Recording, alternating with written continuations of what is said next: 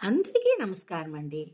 Cabbage ఆకుని చాలామంది ఉల్లిపాయ బదులుగా వాడుతుంటారండి. ఉల్లి తినని వారందరూ కూడా ఈ క్యాబేజీ ఆకునే వాడుతుంటారు. మీకు పకోడా చేయడం తెలుసును కాబట్టి దీని యొక్క తెలుసుకుందాం మనము. హ్మ్. శ్రావణ మాసంలోనే చాలామంది తినరు. కార్తీక మాసంలోని చాలామంది తినరు. ఇంక రాబోయే మాఘమాసంలో కూడా చాలామంది ఉల్లిపాయ తినరు. వాళ్ళందరూ గూడాన ఈ ఉల్లిపాయ బదులుగా ఈ క్యాబేజీనే వాడుతుంటారు.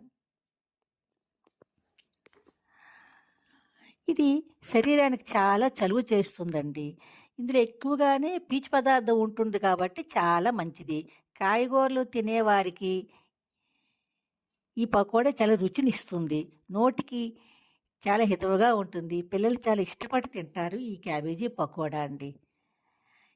దీంతో తక్కువ ఐటెమ్‌తోని ఎక్కువగా వచ్చింది చూడండి క్యాబేజీ పకోడా. నచ్చిందా?